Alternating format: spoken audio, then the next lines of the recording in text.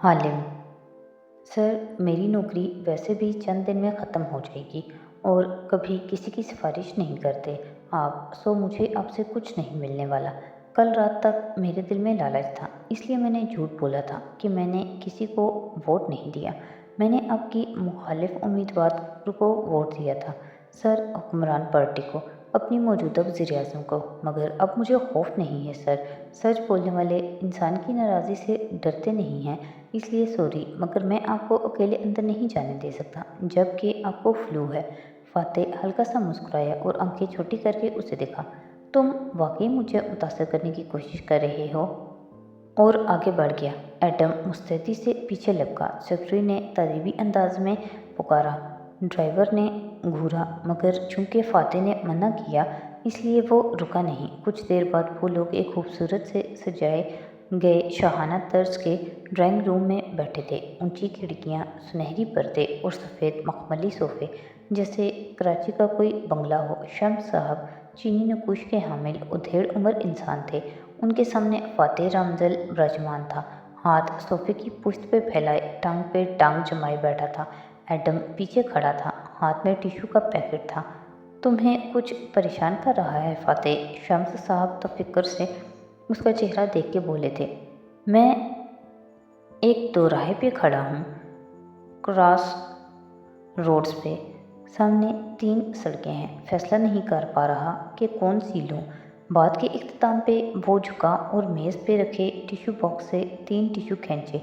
Adam का मुंह खुल गया। तुम्हारे पास इसलिए आया हूँ ताकि अपना जहन क्लियर कर सकूँ। मुझे खुशी है कि तुमने हर बुरे वक्त में मुझे याद रखा है और मुझ पे भरोसा किया है। मैं किसी बुरे वक्त में नहीं हूँ शम्स। तयशुदा टिश्यू से नाक रगड़ते हुए उसने कंधे जरा से उचकाए थे। एडम ने बेचैनी से पहलू बदला, टिश्यू का पैकेट पकड़ा, हाथ पहलू में ढीला सा गिरा दिया। अगर मुझ पे भरोसा किया है तो मेरी राय को तहम्मुल से सुनो। तुम अच्छे वक्त में भी नहीं हो फ़ातेह, लोग तुमसे हाथ खींच रहे हैं। ऐश चाहता है मैं चेयरमैनशिप के इलेक्शन से दस्तबरदार हो जाऊँ। इसरा चाहती है कि हम अमेरिका चले जाएं। ये सरासर जुल्म है। शम्स साहब के चेहरे पे गुस्सा नजर आने लगा। चेयरमैन बनने का अगर ये दुरुस्त वक्त नहीं है तो वो अलग बात है, लेकिन मुल्क छोड़ना, अपनी सियासत छोड़ के किसी लॉन्च रिजल्ट की तरह रिटायरमेंट गुजारना, ये तुम्हारी शान के खिलाफ है। फ़ातेह ने उसी सादगी से दूसरा टिश्यू तय करते हुए पूछा, तुम्हारे ख्याल में मुझे क्या करना चाहिए? सियासत दरमियानी रास्ते का नाम है, मुफाहमत का, बातचीत से मसाइल हल करने का। वो समझदारी से कह रहे थे। वो टिश्यू मुट्ठी में दबाए आंखें छोटी करके उनको गौर से देखता रहा। तुम कुछ अपनी मनवाओ, कुछ उसकी मानो। चेयरमैनशिप छोड़ दो, मगर किसी एक सियासत की हुकूमत मांग लो। ऐश वज़ीर-ए-आज़म बन के एक रियासत तुम्हारे हवाले कर दे, तुम इस शर्त पे ऐश से डील कर लो। वाकई? फ़ातेह ने समझते हुए सर हिलाया। ये बेहतरीन ऑप्शन है। 5 साल तुम इस रियासत के हाकिम बन के खुद को मज़ीद मजबूत करो। 5 साल बाद तुम चेयरमैनशिप का इलेक्शन लड़ो और वज़ीर-ए-आज़म बनने की कोशिश करो। सही, मैं इस बारे में सोचूंगा। उसने सर को आहिस्ता से हिलाया और कलाई पे बंधी घड़ी देखी, फिर टांग पे टांग हटाई और उठ खड़ा हुआ। शम्स साहब भी साथ ही उठे। अब इजाज़त, इसरा की नीलामी पे मुलाकात होगी इंशाअल्लाह। अच्छा, कोई इवेंट हो रहा है मिसेस इसरा का? अल्लाह बरकत दे। हाँ, ऐश अरेंज करवा रहा है। वो मुसाफा करके आगे बढ़ गया। ड्राइंग रूम से निकल के वो लॉबी तक आए तो दरमियानी मेज़ पे फूलों की टोकरी रखी थी। एडम ने गुजरते हुए यूं ही नज़र घुमाई तो चौंका। टोकरी में एक सुर्ख और गुलाबी कार्ड का कोना झलक रहा था। जहन में झमाका हुआ। लेट नाइट कार्ड्स आए थे। सुबह सुबह सबसे पहले इधर ही आया। किसी ख्वाब किसी कैफियत में एडम सीधा हुआ, फिर आगे देखा। फ़ातेह मोबाइल पे बटन दबाता आगे बढ़ता जा रहा था। एडम शल सा पीछे आया। उसका दिमाग सुन्न हो रहा था, मगर उसे खुद पे काबू पाकर कार में बैठना था। गेट पे खड़े होकर शम्स साहब ने फ़ातेह की कार को अलविदाई हाथ हिलाया और जब तमाम गाड़ियां नज़र से ओझल हो गईं तो उन्होंने मोबाइल निकाला और स्पीड डायल पे एक नंबर मिला के फ़ोन कान से लगाया। फिर एक हाथ कमर पे जमाए घंटी सुनने लगे। ऐश राब्ता मिलने पे उन्होंने गहरी सांस ली। तुमने ठीक कहा था, वो सबसे पहले मेरे पास आया है। हाँ, बेफिक्र रहो, मैंने वही कहा जो तुमने बोला था, एक रियासत की हकमियत और बस। दूसरी तरफ से कुछ कहा गया तो वो सोचते हुए बोले, कुछ नहीं मिलता, मगर वो दस्तबरदारी के लिए नीम रजामंद लगता है। नहीं नहीं, उसको मुझ पे शक नहीं होगा, वो मुझ पे एतमाद करता है। वो अब बोलते हुए अंदर की तरफ मुड़ गए थे। आवाज़ हल्की होती जा रही थी। चंद किलोमीटर दूर अपने ऑफिस फ्लोर के कॉर्नर ऑफिस में अशर पावर सीट संभाले बैठा था, टेक लगाए। वो फ़ोन कान से जमाए मुस्कुरा के सुन रहा था। गुड, मुझे मालूम था कि वो कभी भी अमेरिका नहीं जाएगा। हमने उसको मौत दिखा के बुखार पे राज़ी करना है। वो मुझसे जल्द ही इस रियासत की बात करेगा और मैं उसको मान रख लूँगा, वो समझेगा। सारा आइडिया उसी का है। कॉल बंद करके उसने चीफ ऑफ स्टाफ को बुलाया। जैसे ही वो अंदर आया उसने देखा कि अशर संजीदा सपाट सा बैठा है, चेहरे पे बेरहमी भरी सख्ती और माथे पे बल है। अरब अमीरजादे का बंदोबस्त कर लिया है? उसने सर्द आवाज़ में पूछा। यस सर, सारे कागजात पक्के हैं। मिसेस इसरा को शक भी नहीं होगा कि जिस अरब अमीर से वो मिलने जा रही हैं वो एक अदाकार है। और पेंटिंग उसी शेख के मुलाजिम से उनके घर से उठवाई है, लेकिन असल शेख साहब उसको मिस नहीं करेंगे, क्योंकि चंद साल कबल जब ज़ख्मी हिरन की पेंटिंग चोरी हुई थी तो चोर हमेशा की तरह एक नकली पेंटिंग छोड़ गए थे। बहुत महारत से बनाई गई है वो। शेख साहब ने गुस्से से उसको स्टोर में भिजवा दिया था और एक्सपर्ट्स का बंदोबस्त कर लिया है जो पेंटिंग की तस्दीक करेंगे और मिसेस इसरा को बताएंगे कि वो असली है। मिसेस इसरा के अपने एक्सपर्ट के ऐन मौके पे मुल्क से भेजे जाने का बंदोबस्त भी कर लिया है। मिसेस इसरा वो गैलरी ऑनर हैं, एक्सपर्ट नहीं, वो धोखा खा जाएंगी। गुड, अशर पहली दफ़ा मुस्कुराया। नीलामी पे जब पेंटिंग महंगे दामों बिक जाएगी तो ऐन वक्त पे बाहर से आया एक मशहूर एक्सपर्ट उसका मुआयना करेगा और मीडिया के सामने ये आश्कार करेगा कि मिसेस इसरा फातेह जाली पेंटिंग चैरिटी के नाम पे बेच रही हैं। फातेह भाई को जिम्मेदारी कबूल करके पार्लियामेंट की रुकनीत से इस्तीफ़ा देना पड़ेगा। बहुत बदनामी होगी सर। मैनेजर के अल्फाज में अफसोस था, फिर वो हिचकिचाया। मगर सर, आप मिसेस इसरा के भाई हैं।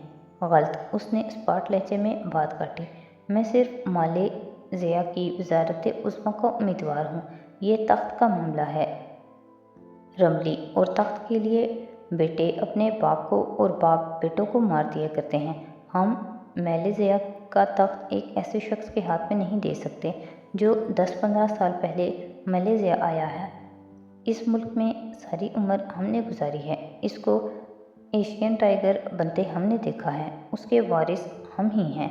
और सख्ती से हाथ जलाया, गोया जाने का इशारा किया। जी सर। मैनेजर ने जल्दी से बात ख़त्म की और उठ खड़ा हुआ। कोलालमपुर पे छाए सुरमई बादलों को सूरज ने दोनों हाथों से दाएं बाएं धकेल कर अपने झांकने का रास्ता बना लिया था। बारिश ख़त्म हो गई थी और सुनहरी दिन निकल आया था।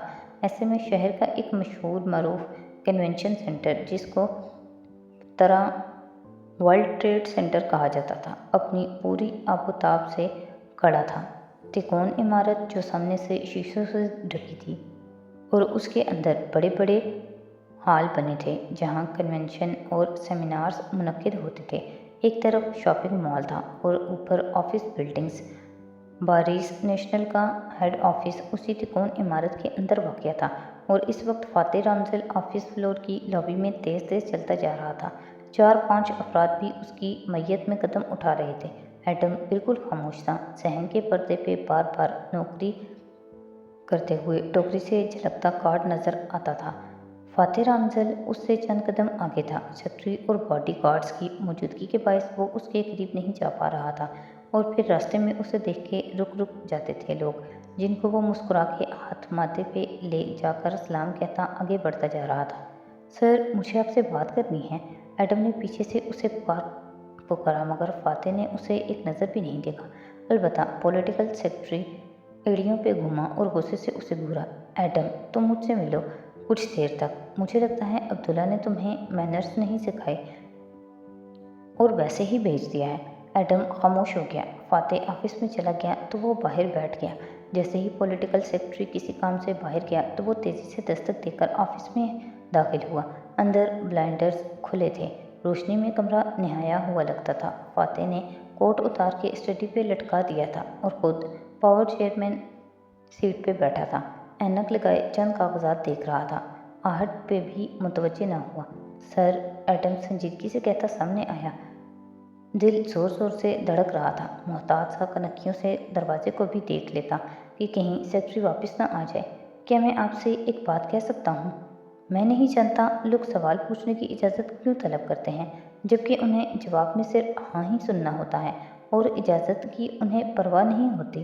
وہ اپنی ڈائری کے صفحے پلٹاتے ہوئے مصروف انداز میں بولا تھا۔ اسے بہت سے کام کرنے تھے، وہ ملک کے مصروف ترین لوگوں میں سے تھا۔ ایڈم کا حلق سوکھنے لگا۔ سر، آپ شمس صاحب کے پاس گئے اور ان سے اشر صاحب کے بارے میں مشورہ طلب کیا، وہ جلدی جلدی کہنے لگا۔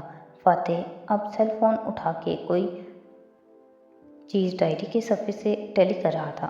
انہوں نے یہ ظاہر کیا کہ وہ آپ کے دوست ہیں اور یہ کہ انہیں مسز اسرا کے ایونٹ کے بارے میں معلوم نہیں ہے، مگر اشر صاحب نے صبح کہا تھا کہ وہ کارڈ سب سے پہلے آپ کی طرف لائے ہیں، مگر ایک کارڈ شمس صاحب کے گھر پر بھی پڑا تھا۔ شمس صاحب کا گھر اشر صاحب کے گھر کے قریب ہے۔ اگر وہ پہلے ان کو کارڈ دے کر آئے ہیں تو یقیناً دونوں کی دوستی گہری اور فارمیلٹیز سے پاک ہے۔ مگر ایڈم کو لگا وہ سن نہیں رہا، اس کی ٹانگیں ہولے ہولے کانپنے لگیں۔ مجھے لگتا ہے سر، آپ غلط آدمی پہ بھروسہ کر کے اس سے مشورہ لے کر آئے ہیں، وہ آپ کے ساتھ مخلص نہیں ہیں۔ فاتح کے چلتے ہاتھ رک گئے۔ اس نے نظریں اٹھا کے ایڈم کو دیکھا اور پھر آنکھوں کو پرسوچ انداز میں چھوٹا کیا۔ تمہارا نام کیا ہے؟ ایڈم کی چلتی زبان کو بریک لگا۔ ایڈم بن محمد۔ Adam, right. اس نے سر ہلایا اور پھر ایڈم پہ ٹھنڈی نظر جمائے پیچھے کو ٹیک لگائی اور اینک اتاری۔ ایڈم، کسی گاؤں میں ایک آدمی کا قتل ہو گیا تو لوگوں نے شہر سے ایک ماہر سراغ رساں کو بلایا۔ اس نے موقع واردات کا جائزہ لیا تو معلوم ہوا کہ مرنے والے کا کسی شادی شدہ عورت سے افیئر تھا۔ عورت کون تھی کوئی نہیں جانتا تھا۔ سراغ رساں سیدھا چرچ گیا اور پادری کے ساتھ اعترافی کمرے میں بیٹھ گیا۔ ہمارے مسیحی بھائی جب گناہ کرتے ہیں تو پردے کے پیچھے وہ پادری کے سامنے اعتراف کر لیتے ہیں۔ سو اس نے پردے کے پیچھے پادری سے کہا کہ فادر، میں بہت گناہ گار ہوں، میرا ایک شادی شدہ عورت سے تعلق ہے۔ ایڈم سانس روک کے سن رہا تھا اور اس پہ نظریں جمائے مدھم مسکراہٹ سے کہے جا رہا تھا۔ پادری نے فوراً پوچھا، کیا مسز جولیا ہیں؟ اس نے کہا نہیں۔ پادری بولا، کیا مسز مارتھا سے؟ اس نے کہا نہیں۔ تو پادری نے کہا، پھر یقیناً مسز باربر ہوں گی۔ سراغ رساں وہاں سے نکل آیا۔ باہر کسی نے اس سے پوچھا کہ تم قتل کی تفتیش کی جگہ کیا کرتے پھر رہے ہو؟ تو اس نے کہا، جب میں چرچ میں گیا تھا تو خالی ہاتھ تھا، اب جب کہ میں نکلا ہوں تو میرے پاس 3 مشتبہ عورتوں کے نام ہیں۔ آخر میں وہ ہلکا سا مسکرایا۔ ایڈم کا منہ کھل گیا۔ چند لمحے لگے اسے بات سمجھنے میں۔ آپ جانتے تھے کہ وہ اشر صاحب کے ساتھ ملے ہوئے ہیں، اس لیے آپ ان سے ملنے گئے تاکہ یہ جان سکیں کہ اشر صاحب اصل میں کیا چاہتے ہیں، ان کی اینڈ گیم کیا ہے۔ فاتح نے جواب نہیں دیا مگر اسی مسکراہٹ کے ساتھ اسے دیکھتا رہا۔ تمہاری تسلی ہو گئی؟ میں سمجھا کہ آپ وہ کہہ نہیں سکا کہ آپ بیوقوف ہیں۔ روب تھا جب اس کے وجود پہ طاری ہو رہا تھا۔ ٹانگیں ایک دفعہ پھر سے لرزنے لگی تھیں۔ ایڈم، وہ آگے کو جھکا اور ہاتھ بام بسائے گردن اٹھائے اسے مسکرا کے دیکھا۔ اگر تمہیں کبھی کسی انسان کی قابلیت کو ماپنا ہو تو پیمانہ اس جنگ کو نہ بنانا جو اس نے جیتی یا ہاری ہے، بلکہ ہمارے کردار کا تعین تو وہ جنگیں کرتے ہیں جن کو لڑنے کی ہم ہمت کرتے ہیں۔ اگر تم جاننا چاہتے ہو کہ کوئی انسان کس مقام پہ کھڑا ہے تو دیکھو کہ اس کے خواب کیا ہیں، وہ کون سے مقاصد اور منزلیں پا لینا چاہتا ہے۔ انسان وہ ہوتا ہے جو اس کا سب سے بڑا خواب ہوتا ہے، بھلے وہ اس کو نہ بھی حاصل کر سکے۔ اور اگر ایک آدمی کا خواب اس ملک کے سب سے بڑے عہدے پہ پہنچنا ہے اور اپنے ملک کو ایشیا کا لیڈر بنانا ہے، اور وہ شخص اس خواب کے لیے آخری حد تک کوشش بھی کر رہا ہے، تو وہ کچھ بھی ہو سکتا ہے مگر بیوقوف نہیں۔ ایڈم نے شل سے انداز میں سر ہلا دیا۔ سارے الفاظ ختم ہو گئے تھے۔ سب کہتے ہیں कि आप हर एक पे एतमाद कर लेते हैं। गलत नहीं कहते। आपने मुझसे टिश्यू क्यों नहीं लिया सर, जबकि आप जानते थे कि मैं उसी काम के लिए खड़ा था? एडम, तुम्हें वाकई लगता है कि फातिह बिन रामजल किसी पे डिपेंड कर सकता है? हैरत भरी मुस्कुराहट के साथ उसने फिर से ऐनक लगाई और डायरी की तरफ मुतवज्जे हो गया। एडम खामोशी से बाहर निकल गया। वो आज पहली दफ़ा फातिह रामजल से मिला था और उसका दिल एक अजीब खुशगवार हैरत से भर गया था, मगर फिर दिल पे एक बोझ सा आ गिरा। क्या वो दिन में ये ड्यूटी ख़त्म हो जाएगी और वो कभी किसी से यूँ नहीं मिल सकेगा? सिर्फ 11 दिन तक उसके पास मुल्क के सबसे बड़े विजनरी से कुछ सीखने के लिए था। जाहिर है अभी वो ये थोड़ा ही जानता था कि ये 11 दिन कभी ना ख़त्म होने वाले दिन बनने जा रहे हैं। अगली दोपहर शहर पे फैली तो सारे कैल सोने के पानी में नहा गया और गुज़िश्ता रोज़ की बारिश की नमी कुछ देर के लिए कम हो गई। ऐसे में उस कॉलोनी के दोनों इतराफ में ऊंचे ऊंचे महल नुमा घरों की 2 कतारें बनी थीं। तमाम घरों के लॉन कुशादा थे और 4 दीवारी 3-4 फीट की चोटी से ऊंची थी। उसमें एक फातिह रामजल की रिहाइशगाह भी थी जो चमकते सूरज तले दहक रही थी। फासले पे एक दरख्त की ओट में एक कार खड़ी थी और उसमें वो दोनों बैठी नजर आ रही थी। तालिया ने स्याह लिबास और स्याह टोपी पहन रखी थी और नजरें झुकाए ग्लव्स हाथों पे चढ़ा रही थी। दाता ने स्कार्फ चेहरे के गिर्द लपेट रखा था और फंदा सा काला चश्मा लगाए हुए थी। चेहरा मोड़ के तालिया की कार्रवाई देखती रही, फिर रह न सकी। दिन दहाड़े चोरी ज़्यादा खतरनाक नहीं होगी तालिया? तालिया ने स्याह आंखें उठा के उसे घूरा। तुम वाकई बूढ़ी हो रही हो, इसलिए बोली जाती हो कि दुनिया भर में 70% से ज़्यादा चोरियां दिन के वक्त होती हैं। हम चोर सिक्योरिटी अलार्म या कुत्तों से इतना नहीं डरते जितना घर वालों से डरते हैं, और दोपहर में सब अमूमन काम पे होते हैं। खैर, सब तैयारियां मुकम्मल है ना? उसने दूसरा ग्लव्स पहनते हुए किसी लीडर की तरह पूछा। दातन ने ठंडी सांस भरी। बिल्कुल, हाँ। कल मैंने उनका घर केस कर लिया था। दोपहर के वक्त यहाँ सिर्फ 3 गार्ड्स होते हैं और एक मुलाजमा। कुछ अर्सा पहले मिसिस इसरा ने बहुत से मुलाजिम फारिग किए थे। बाकी गार्ड्स फातिह साहब या इसरा साहबा के साथ जाते हैं। मैंने ये भी देखा कि उनका होम अलार्म सिस्टर कौन सा है। काश तुम हैकर होती और हम इतने तरद्दुद करने की बजाय सिक्योरिटी सिस्टम को सिर्फ हैक कर लिया करते। अब के दौतन ने उसे घूरा था। अव्वल तो ये कि हैकर बनना आसान नहीं होता, दूसरा ये कि उसकी ज़रूरत भी नहीं, क्योंकि एक बच्चा भी किसी का होम अलार्म बंद कर सकता है, चंद फीट के फासले से भी। मैं इस आर्म से जैमर का एक बटन दबाऊंगी और उसका अलार्म बंद हो जाएगा।